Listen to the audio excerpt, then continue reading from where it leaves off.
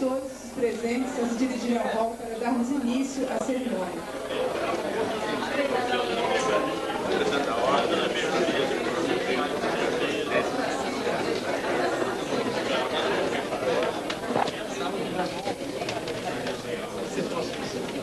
O trabalho da 17ª região inicia neste momento a solenidade de inauguração das novas instalações da EMATRA. Nesta cerimônia haverá ainda a posse da nova diretoria da escola, a entrega da comenda Ordem Capixaba do Mérito Judiciário do Trabalho e a inauguração da galeria da EMATRA, com a exposição do artista plástico Jorge Soler.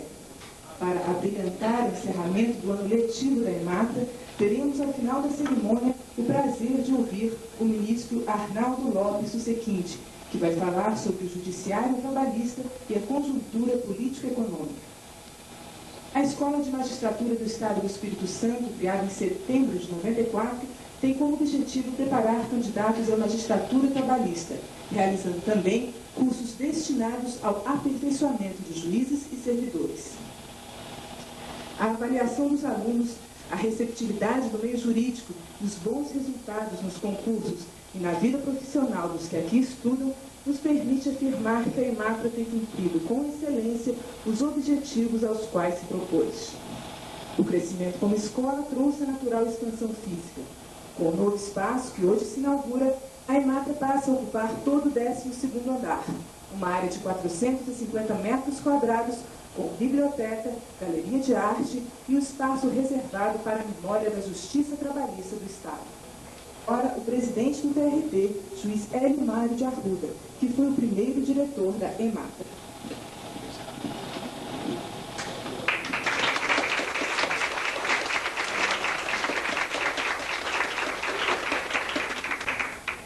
Minhas senhoras e meus senhores, autoridades aqui presentes, é com redobrada alegria que inauguramos as novas instalações da Escola da Magistratura, da Justiça e Trabalho do Espírito Santo. Fui seu primeiro diretor no biênio 95-96, juntamente com o dileto colega e amigo de muitas décadas, Luiz Sérgio Moreira de Oliveira, que era o vice. Foi nessa época também que iniciei minha atividade de professor de Direito Processual Coletivo do Trabalho, portanto estou ligado a esta escola duplamente. Naquele tempo, a escola possuía uma sala auditório, uma acanhada salinha onde funcionava a secretaria, no fundo da qual ficava a mini sala do diretor. Vejo com orgulho agora as múltiplas e apropriadas salas da EMATRA, algumas bastante ampliadas, outras novas, ocupando todo este andar de edifício Vitória Parque, numa área construída de 450 metros quadrados, obedecendo ao projeto idealizado pelo nosso preclaro amigo, juiz decano desse tribunal, Dr. José Carlos Visco.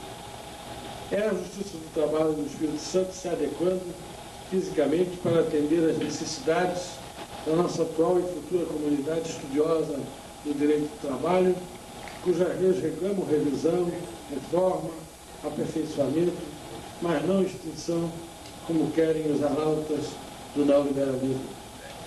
Na verdade, hoje o Tribunal Regional do Trabalho está dando a público uma sala apropriada para a biblioteca, a qual esperamos venha a ser também, de fato, uma sala de estudos.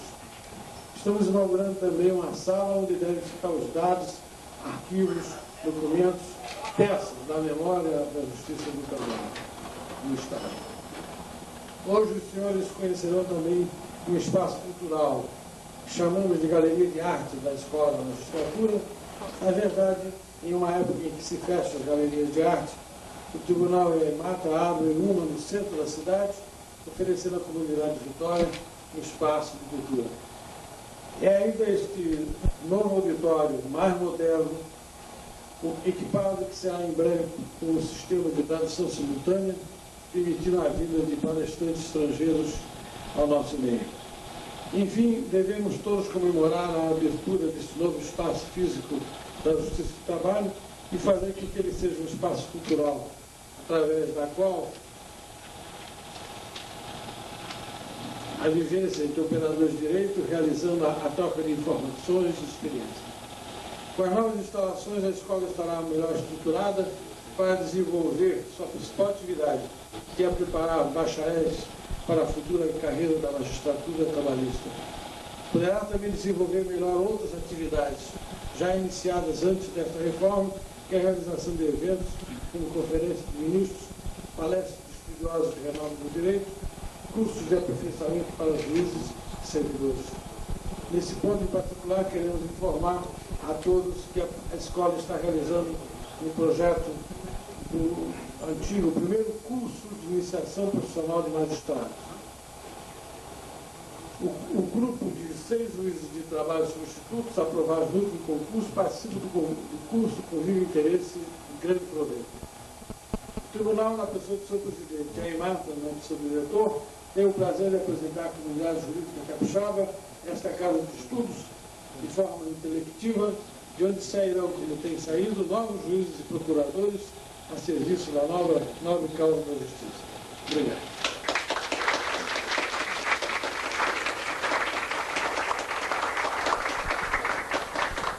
Neste instante, os juízes Hélio Mário de Arruda, presidente do TRT, e José Carlos Risque, diretor da EMATRA, farão o descerramento da placa alusiva à inauguração das novas instalações.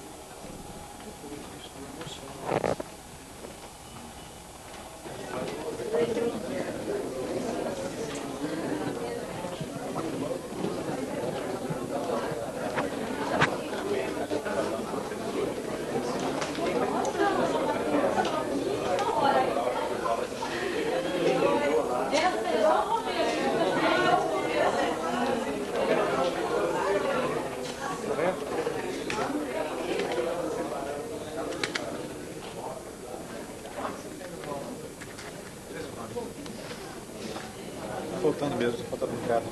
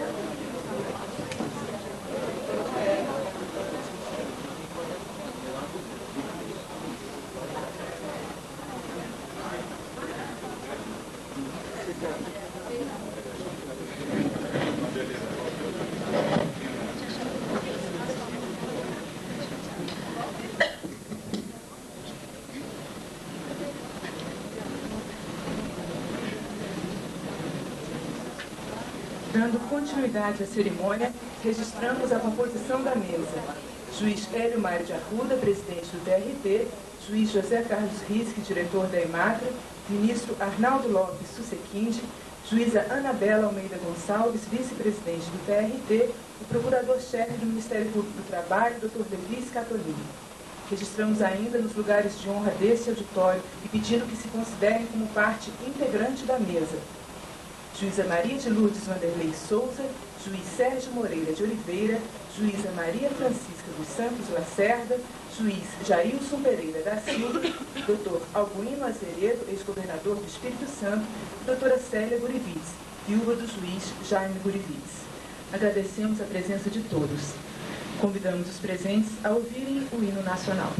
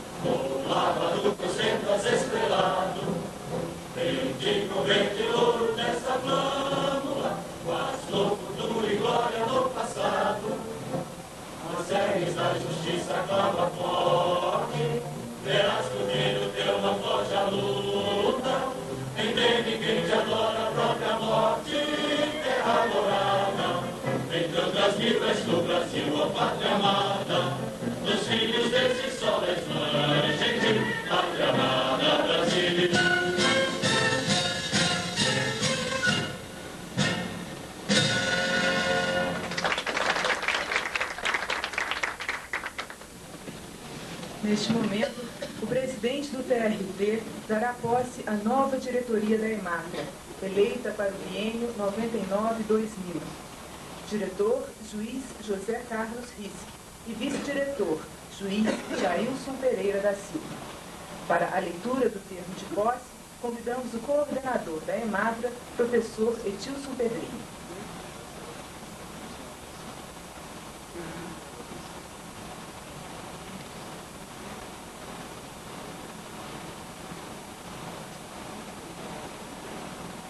Termo de posse do excelentíssimo senhor juiz Dr. José Carlos Risque, no cargo de diretor da Escola de Magistratura da Justiça do Trabalho no Estado do Espírito Santo.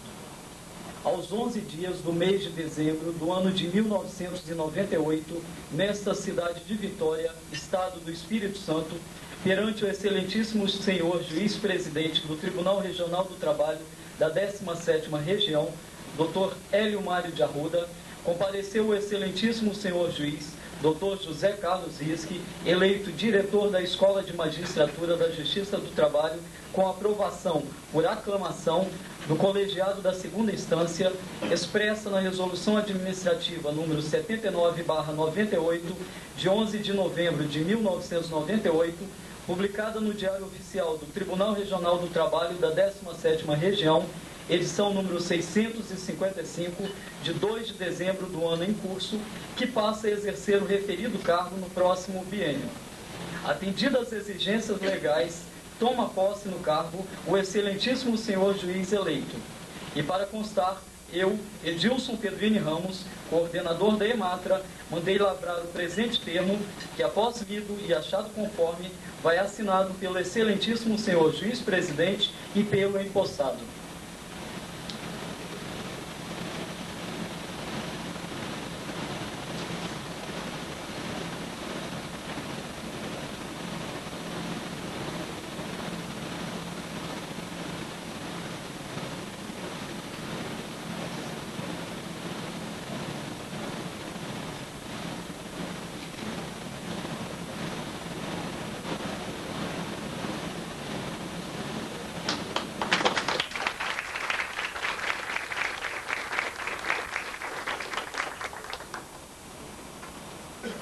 Termo de posse do excelentíssimo senhor juiz, Dr. Jailson Pereira da Silva, no cargo de vice-diretor da Escola de Magistratura da Justiça do Trabalho no Estado do Espírito Santo. Aos 11 dias do mês de dezembro do ano de 1998, nesta cidade de Vitória, Estado do Espírito Santo, perante o excelentíssimo senhor juiz-presidente do Tribunal Regional do Trabalho da 17ª Região, Dr. Hélio Mário de Arruda, compareceu o excelentíssimo senhor juiz, Dr. Jailson Pereira da Silva, eleito vice-diretor da Escola de Magistratura da Justiça do Trabalho, com aprovação do colegiado de segunda instância, expressa na Resolução Administrativa número 79/98, de 11 de novembro de 1998, publicada no Diário Oficial do Tribunal Regional do Trabalho da 17ª Região, edição número 655, de 2 de dezembro do ano em curso, que passa a exercer o referido cargo no próximo biênio. Atendidas as exigências legais, toma posse no cargo o excelentíssimo senhor juiz eleito. E para constar, eu, Edilson Pedrini Ramos, coordenador da EMATRA, mandei lavrar o presente termo, que após lido e achado conforme, vai assinado pelo excelentíssimo senhor juiz-presidente e pelo empossado.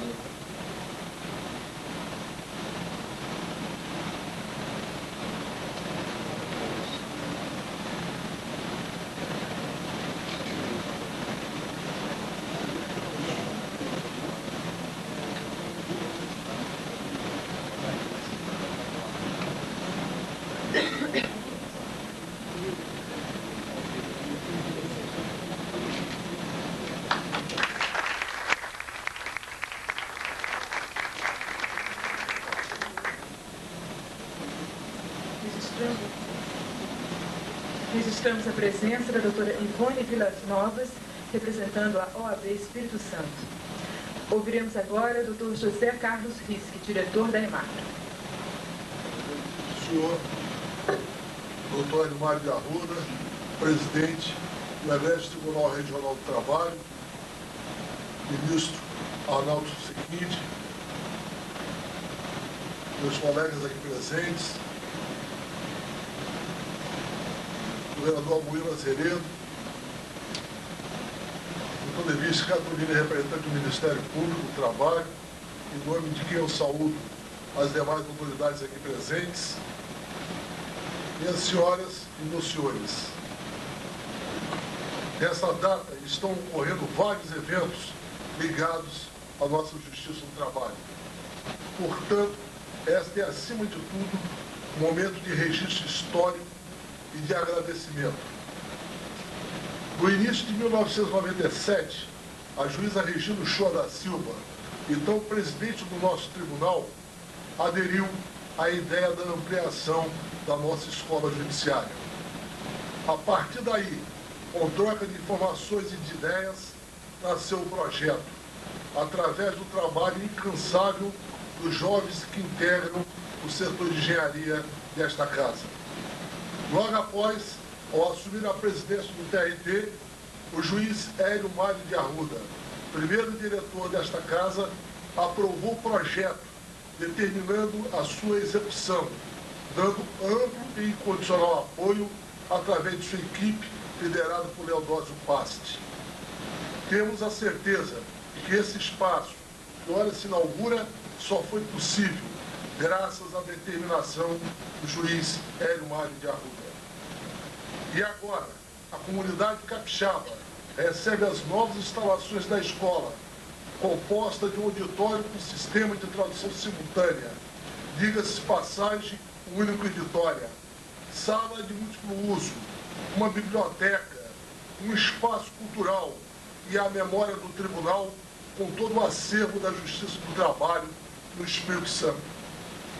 Com essa obra, ministro seguinte, nome que se confunde com a própria história da Justiça do Trabalho no Brasil, resgatamos mais de meio século da história da Justiça do Trabalho em nosso Estado, através de documentos, como, por exemplo, os que registram em 1941 a posse do Dr. Carlos Monteiro de Lindenberg como primeiro juiz-presidente de Junta de Conciliação e Julgamento em nosso Estado, e tendo como seus juízes classistas Saturnino Mauro e Guilherme Santos Neves.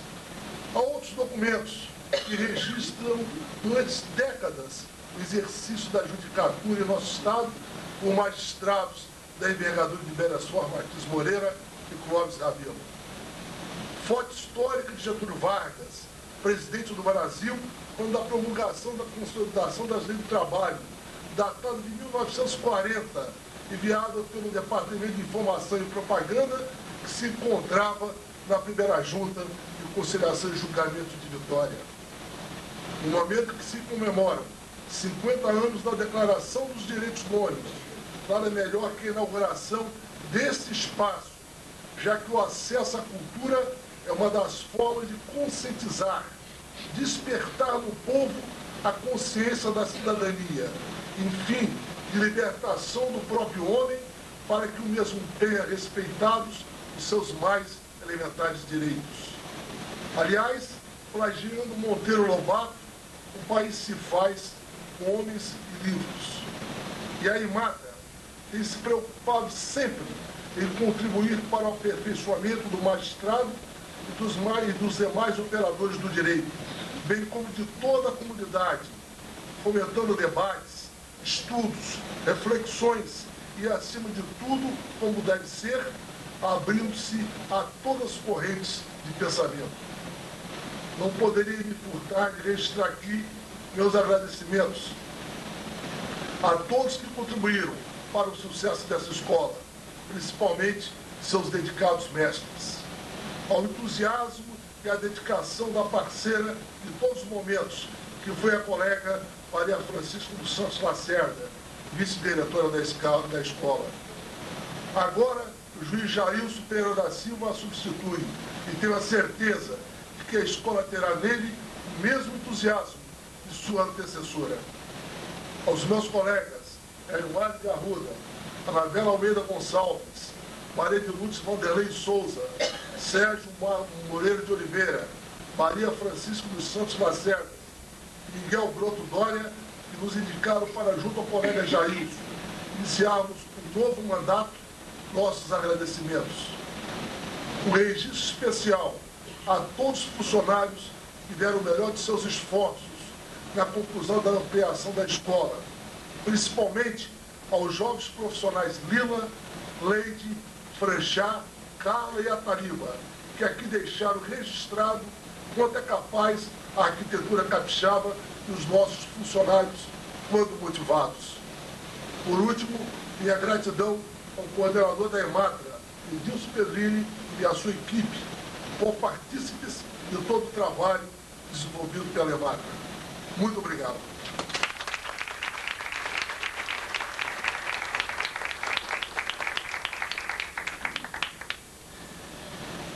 Daremos início, neste momento, à entrega da Ordem Capixaba do Mérito Judiciário do Trabalho.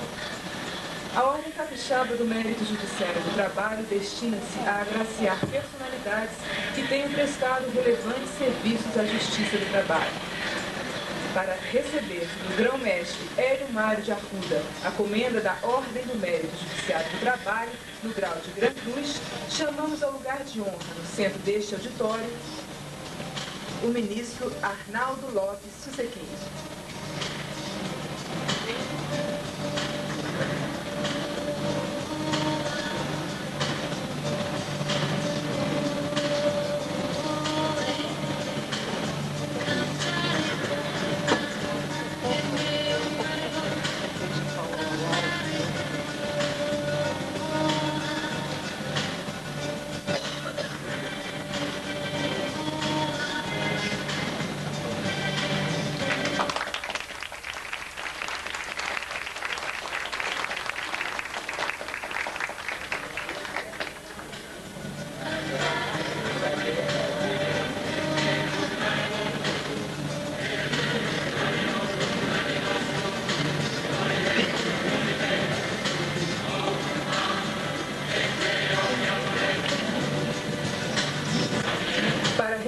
Da Gran Cruz, juíza Anabela Almeida Gonçalves, a comenda da Ordem do Mérito Judiciário do Trabalho no grau de Gran Cruz, chamamos ao lugar de honra doutora Célia Gurivitz, viúva do juiz Jaime Gurivitz, membro nato desta ordem.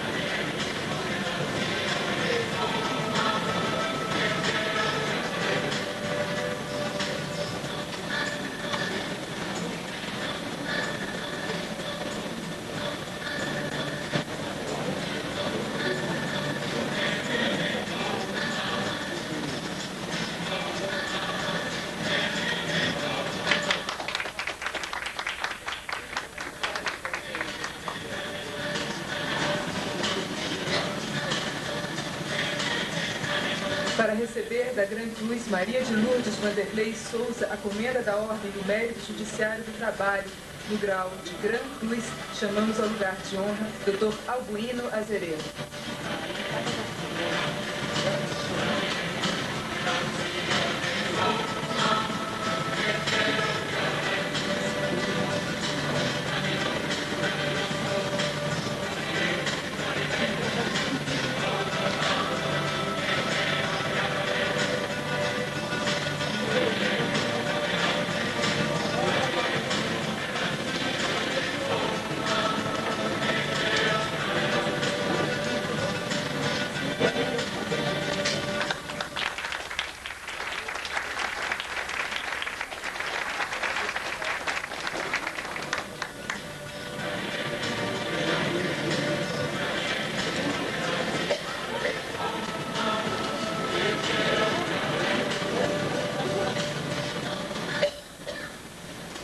O conferencista que iremos ter a honra de ouvir a seguir dispensa apresentações.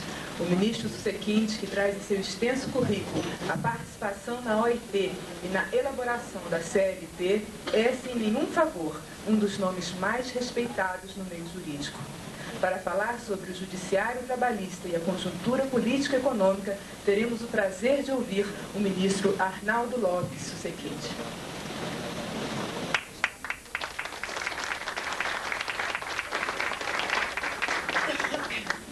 Excelentíssimo senhor juiz Hélio Mário de Arruda, presidente deste egrégio tribunal, excelentíssimo senhor juiz Luiz Carlos Risque, presidente da EMATRA,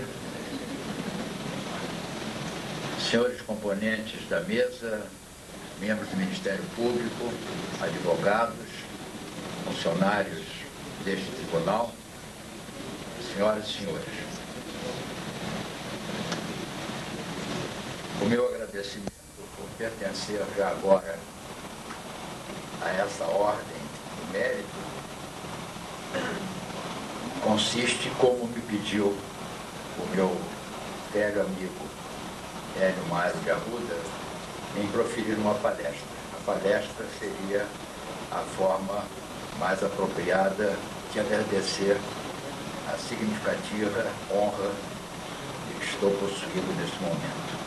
Ele me pediu, aliás, o Risque que me pediu, que falasse sobre o judiciário trabalhista e a conjuntura política e econômica. É necessário dizer aos senhores e senhoras que o judiciário no Brasil está em crise. Em crise por vários motivos. Em primeiro lugar, porque confundem privilégios com prerrogativas. Em segundo lugar, porque não há motivação para os grandes talentos, a não ser aqueles que têm realmente uma significativa vocação e então ingressam na magistratura de um modo geral. Isso porque os próprios vencimentos daqueles que iniciam a carreira são, ao contrário do que se apregou, baixíssimos.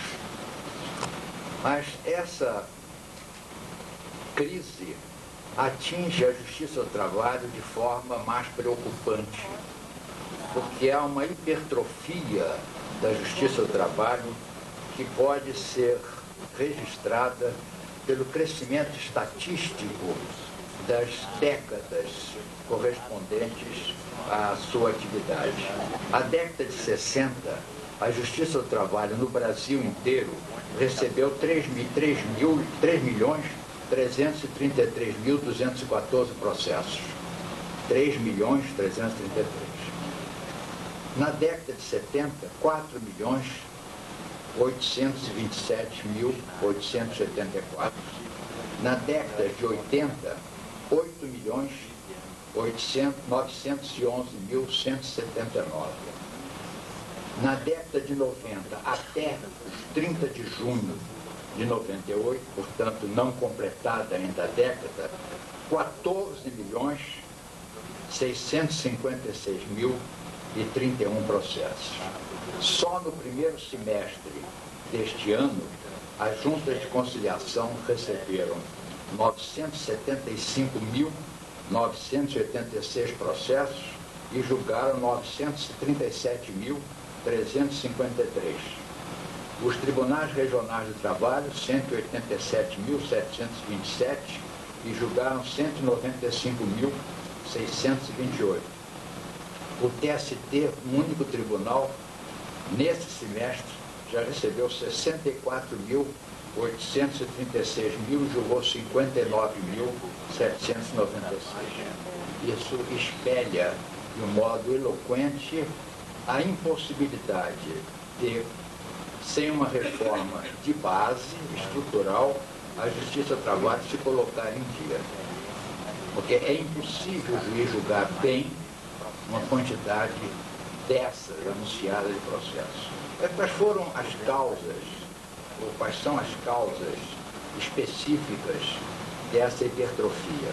Há várias causas. Em primeiro lugar, o desemprego resultante da revolução tecnológica, da estagnação ou recessão econômica ou da concorrência mundial, que faz com que o empregado despedido sempre tenha alguma coisa para reclamar. E as despedidas estão crescendo enormemente. Em 94, 3,4%, 95, 4,4%, 98, 8,4%. Em segundo lugar, devemos considerar a extensão da legislação do trabalho aos rurais e aos domésticos, que também fez com que se crescesse enormemente a clientela da Justiça do Trabalho. Em terceiro lugar, a alta rotatividade da mão de obra. É impressionante, se nós compararmos a rotatividade do emprego no Brasil com outros países, como no Brasil a rotatividade é acelerada. Isso, sobretudo, depois do Fundo de Garantia de Tempo de Serviço, que tem a vantagem de assegurar uma indenização ao trabalhador, mas ao mesmo tempo tem a desvantagem de ter terminado com a efetividade do trabalhador ou a incorporação do trabalhador na empresa. E há até várias concausas ou vários reflexos disso que a OIT tem preocupado em estudos, não sobre o Brasil, mas de um modo geral. Faço um parênteses para focalizar esse dado, com um dado recente que eu recebi há 2 semanas da OIT. A OIT está preocupada com o fato de que está se generalizando os contratos temporários, né? A terceirização, que eles chamam de subcontratação, e tanto num caso como no outro, ela nota e comprova estatisticamente que os empregadores não cuidam da prevenção dos acidentes do trabalho, quer dizer, não tratam os trabalhadores novos, não os colocam em cursos de prevenção de acidentes, para que crie a conscientização do acidente, contra o acidente, e, ao mesmo tempo, a terceirização faz a mesma coisa, e, além disso, as empresas, de um modo geral, estão deixando de empregar verbas na reciclagem dos trabalhadores, porque os trabalhadores ou não são seus, são de terceiros, ainda que simulado, nós sabemos que a simulação é muito comum, ou porque são contratados por 3 meses, 4 meses, então eles não querem gastar as suas verbas em formar e melhorar a formação profissional daqueles que não vão ser empregados integrados na sua empresa. A OIT assinala essa preocupação, mas fecho parênteses para dizer que entre as concausas do aumento da justiça do trabalho, deve-se anotar também o excesso de empregados não registrados, quando despedidos vão para a Justiça do Trabalho, reclamar a sua relação de emprego, o abuso de contratos simulados, eu falei na terceirização, tem a terceirização, tem as cooperativas de trabalho, que também têm sido usadas, de um modo geral, para simular a fraude à lei. É claro que pode haver, e a cooperativa pode ser legítima, uma cooperativa, as cooperativas devem ser estimuladas, mas cooperativa é uma coisa. Agora, o cooperativado trabalhar com relação de emprego disfarçada é outra coisa. A falta de procedimentos prévios de conciliação e de mediação para os litigios individuais. Eu não sei por que até hoje não se criaram esses procedimentos, que, já que não há recursos humanos nem recursos financeiros para se ampliar mais a justiça do trabalho. Já tem 1.092 juntas de conciliação e julgamento, 24 tribunais regionais, não dá para criar mais. Demasiados recursos e depósitos insuficientes dos recursos também ajudam a ampliar, a agravar essa hipertrofia. Cultura desfavorável à mediação e arbitragem dos contratos, conflitos coletivos de trabalho. O Brasil ainda não adquiriu essa cultura, que eu sou favorável à manutenção do poder normativo modificado. Mais tarde eu vou falar nisso. Mas isso não exclui que se motive a mediação e a arbitragem dos conflitos coletivos de trabalho. E também a facilidade para a instauração de ciclo coletivo estimulado pelos precedentes normativos. Os precedentes normativos, a meu ver, são um obstáculo ao êxito de uma negociação coletiva. Porque se eu peço X e sei que é um precedente normativo que só me dá X menos Y, eu não concedo, digo lá para a Justiça do Trabalho, porque eu já sei qual vai ser o resultado. De maneira que os precedentes normativos, embora facilitem o julgamento, prejudicam a negociação coletiva. Que proposições devem ser feitas, o que eu considero apropriado, para melhorar o funcionamento da Justiça do Trabalho? Em primeiro lugar, para mim, a mais importante seria a criação de comissões paritárias de conciliação no âmbito das empresas de médio e grande porte. E já em 1982, a Academia Nacional de Trabalho nomeou uma comissão que eu presidi e da qual faziam parte Segadas Viana e Adolfo Lobo, ambos já falecidos. Adolfo Lobo foi presidente da OAB, Segadas Viana e ministro do Trabalho, fizemos um projeto de criação das comissões paritárias de conciliação no âmbito das empresas de médio e grande porte. E em 1984, 2 anos depois, o encontro dos presidentes e corregedores da Justiça do Trabalho apoiou essa solução como indispensável à melhoria do funcionamento da Justiça do Trabalho. 10 anos depois, em 94, o presidente Itamar Franco, acolhendo proposta do ministro Marcelo Pimentel, que conhecia o nosso projeto, encaminhou ao Congresso Nacional um projeto, mas, a meu ver, formalizou demais o procedimento e complicou o que se desejava.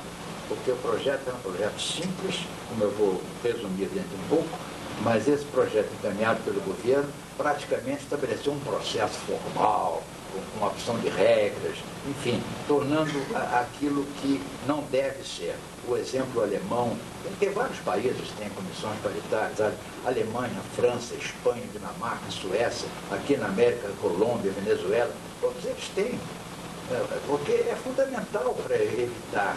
O professor Klaus Adomai, de Berlim, me contava em Genebra, num encontro, que lá na Alemanha, que é obrigatório, as comissões são obrigatórias, 70% dos casos morrem na empresa. E eu ainda perguntava a ele, mas 70%? Ele dizia, 50% por acordo e 20% por desistência.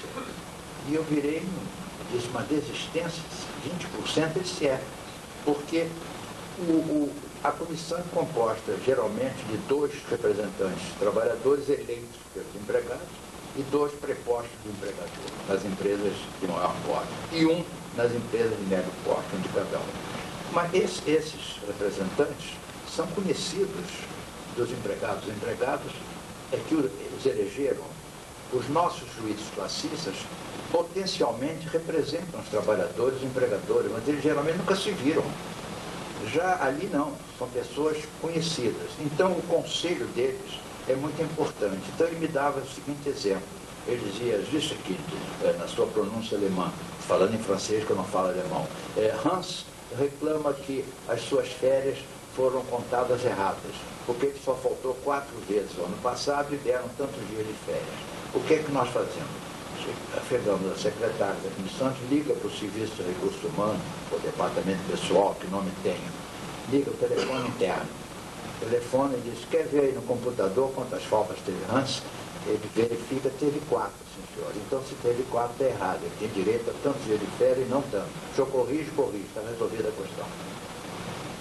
E a recíproca é verdadeira. Se Hans pede um absurdo, o companheiro, que é companheiro dele, que foi eleito por ele, diz, Hans, você está reclamando algo que é contra a lei. Eu vou ler a lei para você. Olha, tem um negócio chamado jurisprudência, vou explicar o que é. É que um tribunal decide a mesma tese, da mesma maneira, muitas vezes. Olha, a jurisprudência nesse sentido, você não tem razão, desiste, ele desiste. De maneira que essas comissões são fundamentais. O projeto nosso, o projeto da academia, que eu atualizei no ano de 1997, a Comissão Permanente de Direito Social aprovou por unanimidade, foi encaminhado ao ministro Paulo Paiva e lá ficou engavetado. Ele estabelecia o seguinte: estabelecimentos, não empresas, estabelecimentos de mais de 60 empregados teria um representante do empregador, um dos trabalhadores. Mais de 120, 2 empregados, 2 empregadores. A conciliação seria tentada, inclusive com mediação, de maneira mais informal possível, conversa, insistência, e se por consenso, se as 2 partes concordarem, a própria comissão poderia fazer a arbitragem do litígio. Isso seria excepcional, é claro, mas desde que as 2 partes concordassem, a comissão poderia fazer a arbitragem. A comissão teria o prazo de 15 dias para tentar a conciliação. Malograda a conciliação, faria um termo dizendo que passou por ali durante 15 dias e não conseguiu conciliar. Esse termo era fundamental para a reclamação na Justiça do Trabalho para a distribuição do processo. Os empregados seriam eleitos e teriam estabilidade absoluta no emprego durante o seu mandato. E o acordo firmado entre eles não poderia ser objeto de revisão no mérito pela Justiça do Trabalho, só em caso de nulidade. Então, era um título executivo como uma ação de cumprimento na conformidade do parágrafo único do artigo 872 da CLT, a ação de cumprimento de dissídio coletivo. A ação de cumprimento seria, portanto, do acordo feito por essa comissão paritária. Agora, a Justiça do Trabalho poderia anular o acordo na hipótese de nulidades, aqueles atos nulos previstos no Código Civil, simulação, erro, fraude, etc. Recordemos que a OIT, na sua recomendação número 94, propõe a criação desses organismos e considera fundamental para o êxito. A meu ver, essas comissões seriam melhor do que os juizados especiais de pequenas causas, o que não prejudica, nada impede que também se criem juizados, mas, a meu ver, eles seriam melhores do que os juizados, porque podem ser criados aos milhares em estabelecimentos, sem ônus para o poder público. Há um êxito universal sobre isso, e perguntaria aos senhores, e nas empresas de menos de 60 empregados, que é o maior número de empresas? Bom, aí eu daria essa atribuição, o projeto daria essa atribuição aos juízes classistas das juntas numa audiência prévia, sem a presença do presidente, a audiência mais informal possível, em que os juízes classistas, empregado e empregador, procurassem insistir na conciliação, na mediação, só levando e firmando o acordo, se eles forem feitos, como se fosse uma comissão paritária. Com isso, eu já estou anunciando que não sou maniqueísta quanto ao problema dos juízes classistas.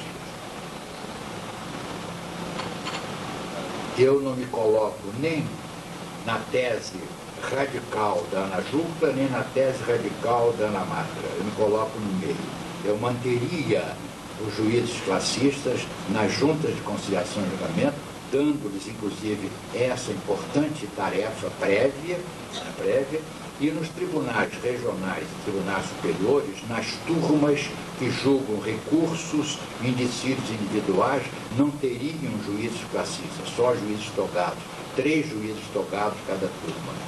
Mas, em cada tribunal regional e no tribunal superior, eu criaria uma turma ou 2, conforme o tribunal, de dissídio coletivo de natureza econômica, onde não se julga matéria jurídica, só matéria de dissídio coletivo de natureza econômica. E essa turma, então, seria tripartite. 3 trabalhadores, 3 empregadores e 3 togados. Essa seria a minha solução intermediária, portanto, nem acabando totalmente os juízes classistas, nem os mantendo julgando matéria de direito para a qual, de um modo geral, não foram formados. E a mim me parece, é uma impressão que eu tenho, ainda hoje conversava a respeito com o casal Hélio Mário de Arruda. A impressão que eu tenho é que se acabar totalmente com os juízes classistas e depois se acabar com o poder normativo, o degrau seguinte será acabar com a justiça do trabalho. Outro ponto fundamental para melhorar o funcionamento da justiça do trabalho será a reforma do próprio processo trabalhista. Simplificá-lo, como nasceu. Se os senhores pegarem a CLT, como ela foi feita em 1943, e verificar que hoje estão procurando colocar todos os procedimentos do Código de Processo Civil dentro do processo trabalhista, quando o processo civil está procurando simplificar-se, e nós nos complicamos, achamos que a justiça é mais importante, sendo mais formalizada.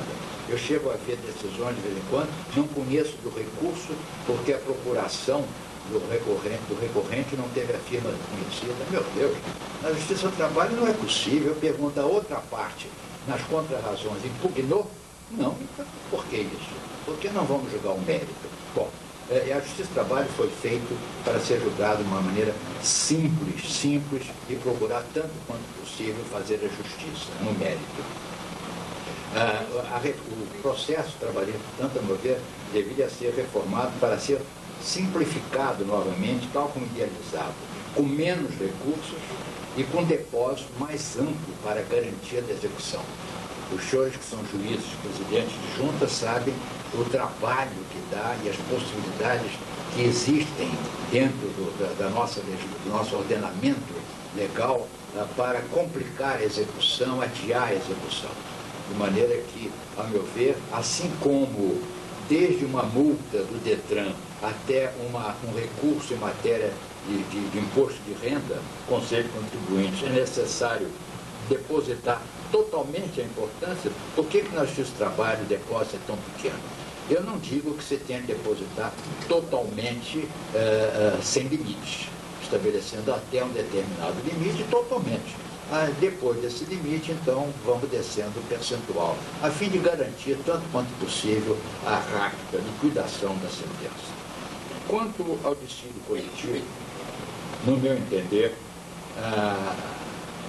deve-se dificultar mais a sua instauração, porque na medida em que se dificulta a instauração do dissídio coletivo, estamos na razão inversa, facilitando ou motivando a negociação direta entre as partes. Tanto mais fácil o dissídio coletivo, mais difícil a negociação coletiva. Tanto mais difícil o dissídio coletivo, mais fácil a negociação, o êxito da negociação coletiva. No meu entender, o dissídio coletivo deveria ser instaurado, mas isso depende de reforma constitucional, primeiro, por consenso das partes, é claro. Se as duas partes querem a Justiça do Trabalho, elas podem escolher entre a arbitragem fora da Justiça do Trabalho ou a arbitragem, porque a sentença normativa nada mais é do que uma arbitragem institucionalizada, e quem diz isso não sou eu, é Américo Flávio Rodrigues, grande jurista de renome internacional, escolheria entre a arbitragem pela Justiça do Trabalho ou por uma arbitragem privada. Isso por consenso. Se não houver consenso nesse sentido, o dissídio coletivo poderia ser instaurado pelo Ministério Público do Trabalho em caso de grave prejuízo às necessidades inadiáveis da comunidade, tal como prevê a Constituição, considera abuso do direito de greve. De maneira que sempre que houver uma greve, um grave prejuízo para os interesses inadiáveis da comunidade, o Ministério Público, não as partes, o Ministério Público poderia instaurar o dissídio coletivo. Finalmente, qualquer das partes poderia instaurar o dissídio coletivo depois de fluído um prazo que teria estabelecido em lei, arbitrariamente, eu diria, vamos dizer, 60 dias, mas pode ser 60, 45, 90, isso é arbitrário, haveria um prazo dentro do qual se comprovaria a existência de um procedimento, de uma tentativa efetiva de negociação, isto é, negociação coletiva, com mediação, inclusive, depois de um determinado tempo não houve o acordo direto, então há um mediador, esse mediador não conseguiu o acordo, decorreu o prazo, aí então, para o conflito não ficar em aberto, tem de haver uma decisão, então se instauraria o dissídio coletivo. Então, a meu ver, o dissídio coletivo deveria ter essa nova regulamentação. E eu substituiria, até porque a mídia já procurou desmoralizar muito o nome de poder normativo, o poder normativo, o poder arbitral, com uma vantagem, ou com uma dupla vantagem. A primeira vantagem é que o poder arbitral só poderia ser exercido, evidentemente, a meu ver, o poder normativo também, mas eu tenho visto decisões em outro sentido. O poder arbitral só poderia ser exercido dentro da litis contestatus, dentro das propostas de reivindicatórias de um lado e contestada do outro. Portanto, não ultra petita, extra petita ou citra petita. Portanto, o poder arbitral tem de ficar entre os dois polos do processo. Uma segunda vantagem é que da decisão chamada de laudo arbitral do tribunal não haveria recurso no mérito. O laudo arbitral resolve o conflito e morre no tribunal regional o conflito. só haveria recurso para o Tribunal Superior em matéria jurídica, isto é, nulidades, etc., e tal, como eu falei na outra vez. Então haveria essa dupla vantagem. E com uma turma especializada, como disse, tripartite. 3 togados, 3 empregados, 3 empregadores, que aí não há matéria jurídica. Aí a matéria é socioeconômica e, portanto, empregados, empregadores e governo podem estar juntos nesse tribunal, tal como na OIT eles estão a fazerem as convenções internacionais de trabalho, que são tratados internacionais. Passamos então agora ao exame da política econômica neoliberal e a decadência dos valores sociais. Porque isso tem reflexo, como veremos no final da nossa palestra, no próprio comportamento da justiça do trabalho. A globalização da economia e a desenfreada concorrência do comércio mundial a exigir a redução do custo da produção de bens e serviços geraram em muitos países, inclusive no Brasil, a redução, primeiro, dos salários reais, seja em razão da legislação sobre negociação coletiva e dissídios coletivos, seja pelo enfraquecimento dos movimentos sindicais, resultante de um desemprego estrutural e cada vez mais preocupante. Os salários reais, isso está se comprovando estatisticamente, estão se reduzindo, tanto no mundo como no Brasil. Segundo, redução de direitos e condições contratuais de trabalho, em virtude de leis criticáveis, de contratos estimulados, por vezes estimulados pela própria autoridade pública. Vê-se que muitas autoridades públicas sugerem contratos ou formas de simulação que nada mais representam do que uma fraude ao próprio sistema de proteção ao trabalhador. Por tudo isso, a consequência é que está havendo uma decadência dos valores sociais do trabalho que foram universalmente consagrados, seja pelo Tratado de Versailles, de 1919, que consagrou o direito do trabalho como um dos ramos do direito da enciclopédia jurídica, vamos dizer, e criou a OIT para universalizar o direito do trabalho, que seja esses valores reafirmados na nova Declaração Universal do Direito do Homem, que se referiu a isso, que fez ontem 50 anos, posto que em 10 de dezembro de 48 ela foi aprovada em Nova York pelas Nações Unidas. Há também, em consequência dessa política econômica neoliberal que tem ocorrido em vários países, uma redução sensível do número de associados aos sindicatos. Isso no mundo inteiro. Com uma estatística muito recente que eu recebi da OIT, eu devo dizer que eu não tenho mais nada com a OIT assim, oficialmente, mas a OIT tem uma coisa que não é muito comum, sobretudo no Brasil, é que aquele que trabalhou para ela e que ela considera que ajudou em alguma coisa, ela continua a mandar tudo que publica, como se o juiz aposentado continuasse a receber tudo dos tribunais a que pertenceram. Eu recebo tudo que a OIT faz, inclusive estatísticas, etc. Eu recebi agora em outubro uma estatística do número das percentagens de sindicalizados, como está descendo. Eu não vou ler toda porque são 2 colunas, mas resumo para o senhor dizendo que, com exceção da Espanha, Suécia, Noruega e Dinamarca, em que o número de filiados aos sindicatos aumentou na década de 85 a 95, em todos os outros países houve uma redução sensível. Uma redução assim, na Argentina, 42%, Venezuela, 42%, Alemanha, 17%, Dinamarca cresceu 2,3%, França, menos 37%, e assim por diante. Realmente houve um enfraquecimento e, consequentemente, os valores sociais do trabalho decorreram.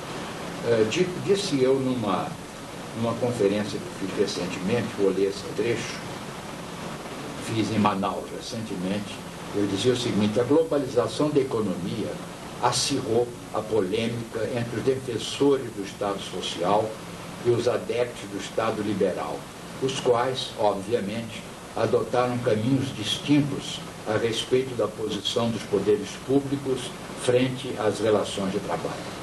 Os neoliberais pregam a omissão do Estado, desregulamentando tanto quanto possível o direito do trabalho, a fim de que as condições de emprego sejam ditadas basicamente pelas leis do mercado.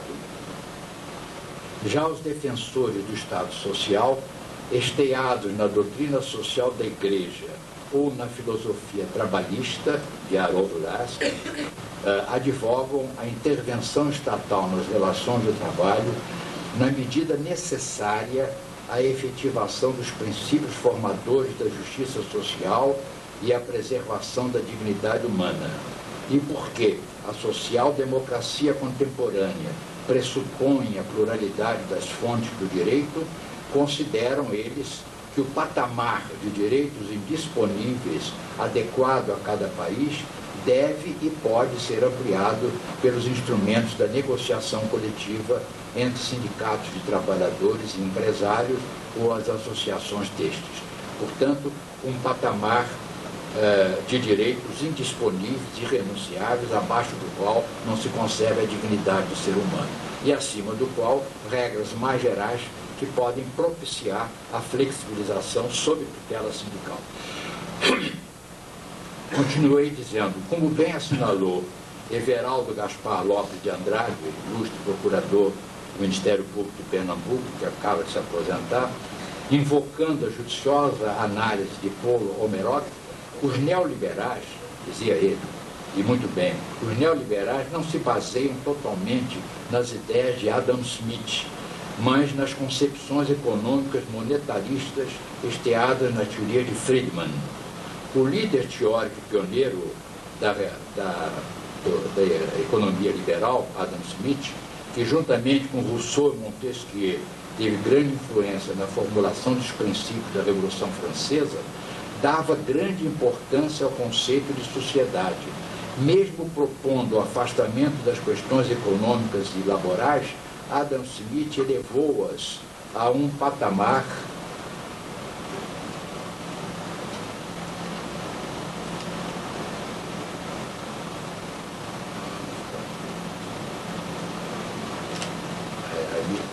misturaram essas páginas. Há um padrão ético ao escrever sua famosa teoria dos sentimentos morais.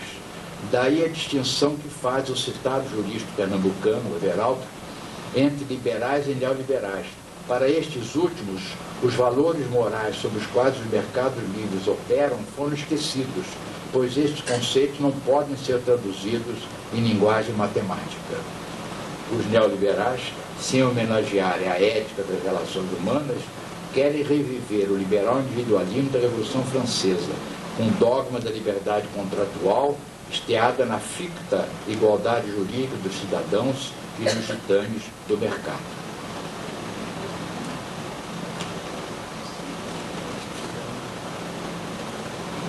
Em face desse panorama, qual o papel da magistratura para tentar preservar esses valores sociais do trabalho? A meu ver, há 3 preceitos na nossa legislação de magna relevância que podem ser invocados porque pertinentes a essa matéria, embora eu não os sejam normalmente invocados. O primeiro é o parágrafo 2º do artigo 5º da Constituição. Ele tem um comando que realmente não tenho notado nos comentadores e nos aplicadores da lei que tenham notado a sua importância, a sua relevância. O parágrafo 2º do artigo 5º, o artigo 5º, como os senhores sabem, elenca os direitos humanos fundamentais do indivíduo, do cidadão. E no parágrafo 2º declara o seguinte: os direitos e garantias expressos nesta Constituição não excluem outros decorrentes do regime e dos princípios por ela, a Constituição, adotados ou dos tratados internacionais em que a República Federativa do Brasil seja parte. São chamados direitos supraestatais, que independem de lei ou de tratado porque nascem com a pessoa. Outro artigo, outra norma da maior importância é o artigo 5º da Lei de Introdução ao Código Civil, que declara, na aplicação da lei, o juiz atenderá aos fins sociais a que ela se dirige e às exigências do bem comum. Aí dá a tônica da interpretação. Eu não estou defendendo interpretação contra a lei, mas a interpretação pode, através desses princípios fundamentais do nosso ordenamento jurídico, melhorar na preservação dos valores sociais do trabalho. Outro, esse tem sido aplicado muito pelos senhores juízes, é o artigo 9º da CLT. Serão nulos de pleno direito os atos praticados com o objetivo de desvirtuar, impedir ou fraudar a aplicação dos preceitos contidos na presente consolidação. Vale lembrar um grande mestre, que foi Orosimo Nonato, um dos maiores ministros da nossa Corte Suprema. Ele dizia, e foi coautor do projeto de lei, da Lei de Introdução ao Código Civil, ele dizia o seguinte: vê-se no dispositivo, referia-se ao artigo 5º que eu acabei de ler da Lei de Introdução, vê-se no dispositivo traço do método teleológico de Niering, inculcando o legislador ao juiz a necessidade de, na aplicação da norma ao fato, atender às imposições do fim e da realidade do direito. E a invocação do bem comum é indicativo de tendências frenadoras dos abusos do individualismo, ao qual se opõem os imperativos da democracia social. Esse é um voto que ele proferiu em 3 de julho de 1945, está no Diário Oficial do 1º de dezembro de 1945. Bonincase declara que, ao contrário do método clássico, o predomínio concedido ao fim social do dispositivo da disposição legislativa sobre a vontade real e interna que se supõe havê-lo animado é susceptível de conduzir a uma interpretação que se enquadra com necessidades novas e suscetíveis, sem se colocar em contradição com as origens da lei. Esse pensamento dele está aí, Introduction à l'étude du droit, Educação de Paris.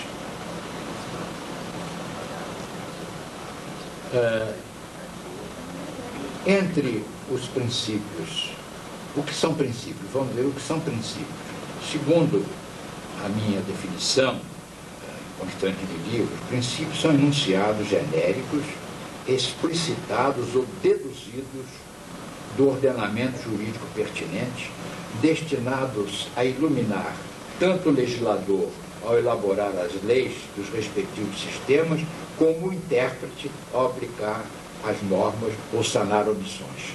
Esses são os princípios que a Constituição declara, que aqueles princípios deduzidos da própria Constituição ou do seu sistema complementam o elenco dos direitos fundamentais do homem. Aqui lá no parágrafo 2º do artigo 5º. Então, como enfatiza o espanhol José Miguel Onaíndia, os princípios cumprem uma tríplice missão. A, fundamentadora, que inspiram o legislador e servem de base às normas positivas por ele adotadas. B, normativa, porque atuam supletivamente a fim de suprir as lacunas do ordenamento.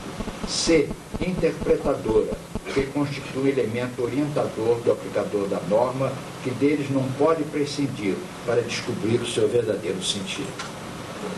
A nossa Constituição enuncia explicitamente alguns princípios, outros podem ser deduzidos do seu sistema. Entre os princípios explícitos está no artigo 1º logo. O artigo 1º declara que são fundamentos da República Federativa do Brasil. 3. A dignidade do ser humano. 4. Os valores sociais do trabalho. São princípios explícitos na Constituição. Então, a dignidade do ser humano é algo mais importante do que se pensa. Outros princípios que podem ser deduzidos, estão explícitos, mas não no direito do trabalho, e sim no capítulo sobre o título da política econômica, são a valorização do trabalho humano, está no artigo 170 da Constituição, referente às atividades econômicas, valorização do trabalho humano, justiça social, função social da propriedade, que ela não pode ser usada senão como função social, busca do pleno emprego. São 4 princípios também que podem ser invocados. A condenação do trabalho forçado está em pauta, que o diga o Ministério Público na sua bela campanha contra o trabalho infantil, sobretudo. A condenação do trabalho forçado, objeto das convenções 29 e 105 da OIT, e por esta classificada no elenco dos tratados sobre direitos humanos fundamentais, se sintoniza com o estatuído no artigo 1º, 3 e 4 e 170 caput, esses que eu acabei de ler, referidos nessa palestra. Também o princípio da isonomia, afirmado no artigo 5º, número 1, e no artigo 7º, incisos 30 e 31, corresponde às convenções 100 e 111 da OIT, com larga aplicação às relações de trabalho. Por que eu estou referindo a sintonia desses princípios com esse tratado? Porque o mesmo parágrafo 2º do artigo 5º declara que completam os direitos da Constituição os tratados ratificados pelo Brasil, o que colocou o Brasil entre os países que adotam a teoria monista do direito, isto é, as normas internacionais e as normas nacionais são interdependentes e não independentes, o que significa que a adoção de um tratado, uma vez que ele esteja em vigor no âmbito internacional e entre em vigor no território nacional, se integra automaticamente à legislação nacional, revogando, complementando, alterando o direito anterior, ainda que estipulado em lei. Agora, há princípios específicos de direito do trabalho, embora o nosso constituinte, o legislador constituinte, ou tenha esquecido, ou não sei porquê, não colocou princípios no artigo 1º, fundamentais da democracia, da República Federal do Brasil, incluiu princípios na ordem econômica, incluiu princípios no capítulo da Seguridade Social, e no capítulo de Direito do Trabalho não colocou princípio nenhum. Se esqueceu ou não souberam. Mas é claro que se deduzem das normas sobre o trabalho na Constituição vários princípios. O mais importante, conforme todos os grandes autores do trabalho enfatizam, é o princípio da proteção do trabalhador, que resulta das normas imperativas, portanto, de ordem pública, que caracterizam a intervenção básica do Estado nas relações de trabalho, visando opor obstáculos à autonomia da vontade. Essas regras cogentes formam a base do contrato de trabalho, uma espécie de linha divisória entre a vontade do Estado e a dos contratantes. Estes podem complementar ou suplementar o mínimo da proteção legal. Daí decorre o princípio da irredutibilidade, que vem sendo afetado e que é afetado pela flexibilização admitida em algumas hipóteses pela Carta Magna de 88. A flexibilização é uma fenda, como diz o nosso Javelier, grande jurista da Sorbonne, é uma fenda no princípio de renunciabilidade, mas que só deve ser exercido em casos especiais e sempre sob tutela sindical. Nesses casos especiais, a legislação brasileira não definiu, ficaram apenas as normas constitucionais. Segundo a doutrina, de um modo geral, tem sido entendido que a flexibilização deve ser feita para adaptar as normas gerais, não aquelas irrenunciáveis, aquelas indisponíveis, mas as normas mais gerais, para adaptá-las a peculiaridades regionais, a peculiaridades empresariais, a peculiaridades profissionais, ou para motivar ou facilitar a implementação de novos métodos de trabalho ou de nova tecnologia. E ainda em casos excepcionais, para salvar a empresa de uma falência, de maneira que nesse caso também se salvaria empregos.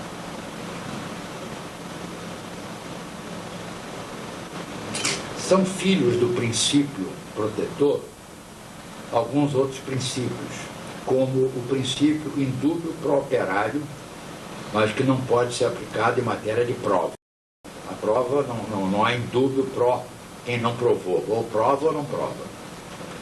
O princípio da norma mais favorável, em virtude do qual, independentemente de sua escala hierárquica, se aplica a mais favorável. Se há uma convenção, um acordo coletivo, dando mais do que o regulamento da empresa, ou a lei, ou uma sentença normativa, se aplica a norma mais favorável. O princípio da condição mais benéfica, que determina a prevalência das condições mais vantajosas ao trabalhador, ajustada no contrato de trabalho, o regulamento de empresa, etc. E o princípio da primazia da realidade, esse tem maior importância. O artigo 9º, que eu acabei de ler, há pouco, da CLT, que declara que são nulos de pleno direito, etc. Isso em 1943, quando nós fizemos, eu sou o único sobrevivente da comissão que fez a CLT, tinha 24 anos na ocasião, mas quando nós fizemos, causou um certo espanto. Como até causou espanto, nós colocamos na CLT que a mulher podia rescindir o contrato, assinar um contrato de trabalho sem autorização do marido, que até então não podia. O Código Civil não podia, que nós é que pusemos. Mas, enfim, isso em 1943, eu já vivi muito tempo acompanhando essas fases todas. Mas esse artigo 9 causou uma certa espécie. Mas nada mais é do que o princípio da realidade.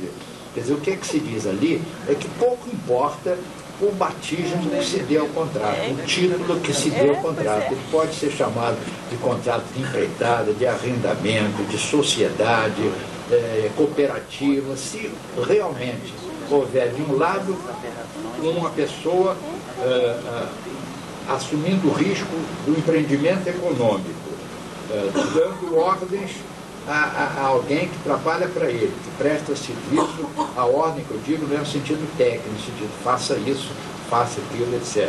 Quer dizer, portanto, exercendo o poder de comando, poder diretivo, que se refere ao artigo 2º da CLT. Do outro lado, alguém subordinado a esse poder de comando, sem assumir o risco da atividade. O autônomo assume o risco da atividade, o empregado não. Recebendo, portanto, uma remuneração, é claro que há uma relação de emprego. Pouco importa que batismo se dê. Isso é que está no artigo 9º da CLT e que corresponde à consagração do princípio da primazia da realidade.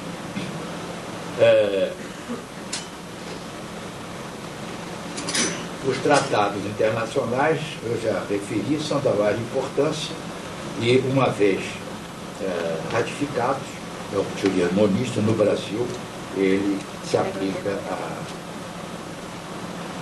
ao direito positivo.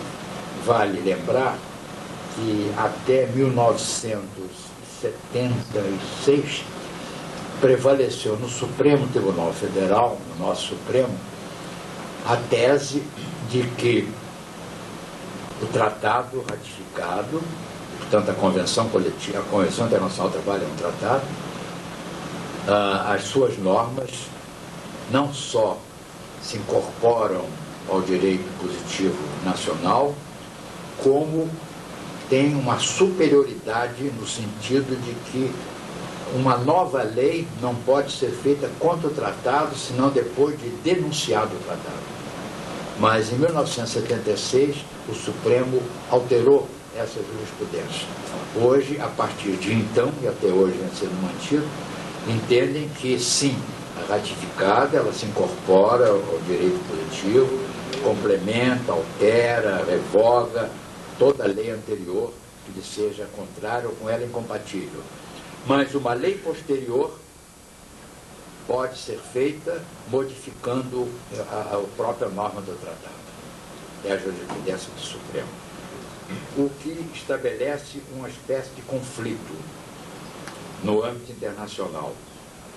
Porque no território nacional, no Brasil, passa a se aplicar a lei nova, posterior ao tratado ratificado. Mas a responsabilidade do país perante o organismo que controla a aplicação da Convenção não cessa. O Brasil continua responsável. E isso ocorre muito na OIT, porque as convenções da OIT só podem ser denunciadas a cada 10 anos. quando completa 10 anos da ratificação ou da vigência, uma controvérsia muito grande a respeito, ou da vigência internacional da Convenção, ou da vigência da ratificação nacional, mas 10 anos sempre, nos 12 meses subsequentes, o país pode soberanamente exercer o seu direito de denunciar a Convenção.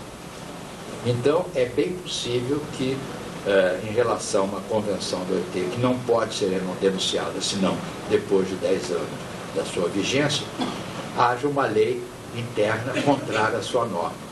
Aplica-se no país, mas o país fica responsável perante o OIT, entra na lista negra dos países que não estão cumprindo as normas internacionais, etc. A jurisprudência, ao meu ver, está errada, data veníssima, que é a Corte Suprema, sobretudo depois do parágrafo, porque a jurisprudência anterior foi firmada com base em 2 acordos, um do ministro Oswaldo Trigueiro, outro do ministro Orozimio Nonato. E eles fundamentaram a sua tese numa discussão constitucional que declarava, como ainda declara, que cabe recurso extraordinário para o Supremo Tribunal Federal quando não se aplica um tratado ratificado. Então achavam que isso dava primazia do Tratado Internacional. Hoje, muito mais do que isso é dito pelo parágrafo 2º do artigo 5º da Constituição que eu li, que estabelece que o tratado ratificado pelo país, tratado do qual o país seja parte, complementa os direitos fundamentais que estão no artigo 5º, que são cláusulas pétreas. De maneira que, com muito mais razão, devia haver a primazia. Mas o Supremo Tribunal Federal tem mantido a jurisprudência que foi baseada num acórdão do ministro Leitão de Abreu, de 1976. Já estou um pouco avançado e gostaria de dizer que num mundo, dizer aos senhores e senhoras, senhor presidente, que num mundo em acelerada transmutação, a sabedoria do estadista deve consistir em conciliar o econômico com o social e o financeiro. Este, financeiro, visa a estabilidade monetária. Aquele, o econômico, visa ao desenvolvimento social. Mas nenhuma nação pode viver harmoniosamente por muito tempo sem um atendimento das exigências sociais, entre as quais se insere o direito do cidadão a um trabalho capaz de assegurar-lhe e à sua família a subsistência com dignidade e a segurança de uma renda na invalidez, na velhice e na morte. Nesta conjuntura, não basta ao jurista estudar o direito, analisar as leis e demais atos jurídicos, além de pesquisar a jurisprudência para bem desempenhar a sua missão profissional. Cumpre-lhe também procurar soluções para o aperfeiçoamento das relações humanas, individuais e coletivas. Conforme já se disse, não é possível conceber a civilização à margem do direito, mas tampouco haverá civilização se o direito for iníquo. Urge por economia ao serviço do ser humano e do bem-estar social, e não o ser humano a serviço da economia. Muito obrigado.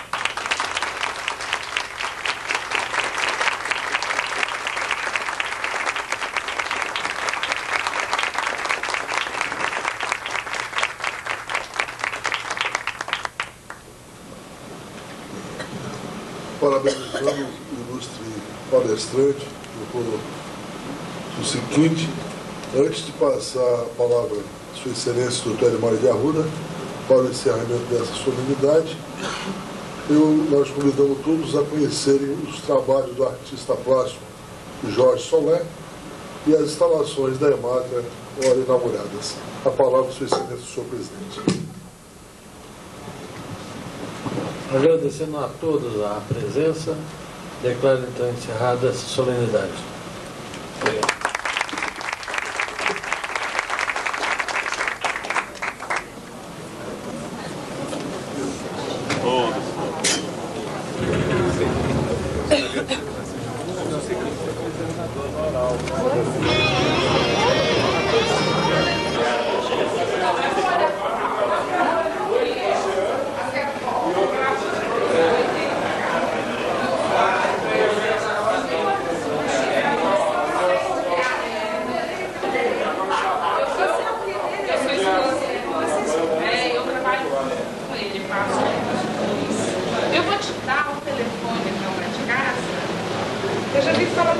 dor, de sentir. Eu acho que é tudo. Eu gosto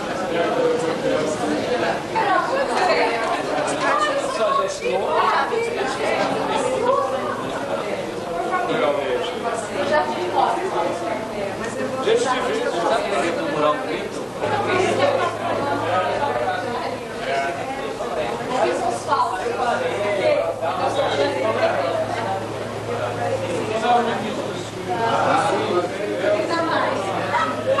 Quando você conhecer, ele volta.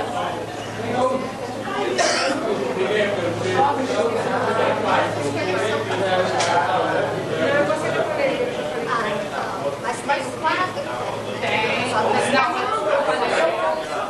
Eu sei, mas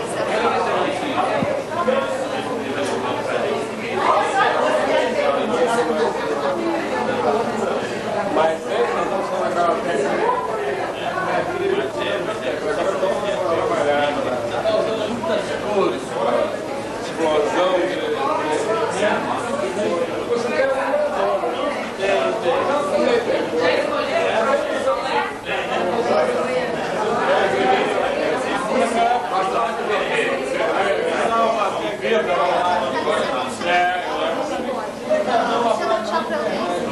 mas eu tenho rodovias, tenho site, eu não faço. Eu sou técnico.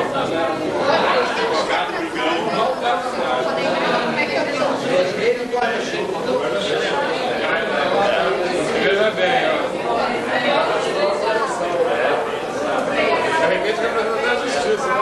Isso é um trabalho.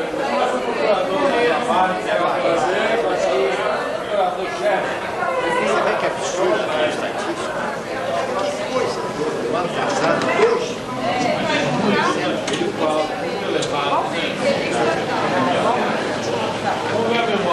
eu quando contei,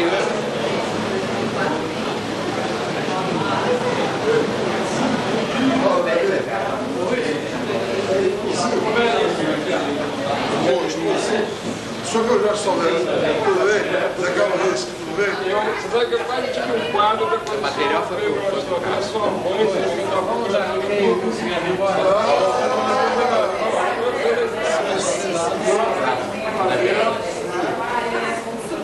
Quem gosta disso é uma recadícia.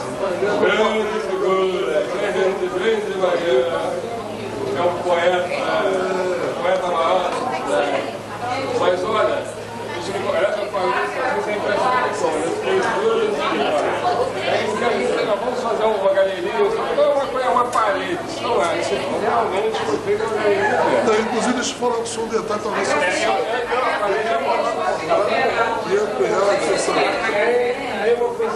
Você gostou da inauguração? O que você achou? Ela, depois, são coisas que tem que vir um engenheiro de luz, mas ela também eu acho que está perfeito. Gente da casa, Parabéns, então, um livro. Você me deu isso, alguém me deu de presente, que é belíssimo, está lá inclusive na minha casa no Rio, faz um sucesso enorme. Você está lá, começa a trabalhar, é a primeira vez desse livro, e que é muito bonito. Olha que está ótimo. E a gente olha, lembra logo do americano. E ali é um sonho americano, né? Exato. Eu olhei e me lembrei logo de alguma coisa. Lembra assim? Vamos colocar isso pra frente. Vamos colocar isso pra frente. Agora não. Institucionalmente, o retorno disso é muito maior que se imagina. Se tem até uma ideia da justiça em lugar secreto. Exato. Não é uma reposição de jogadores.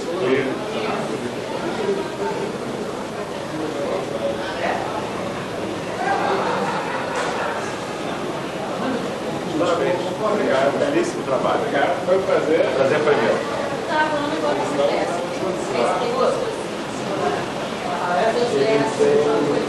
Olha, nossa vice-presidente, doutora. Prazer. Eu acho que nós nos conhecemos. Mas a minha esposa. E a musa também.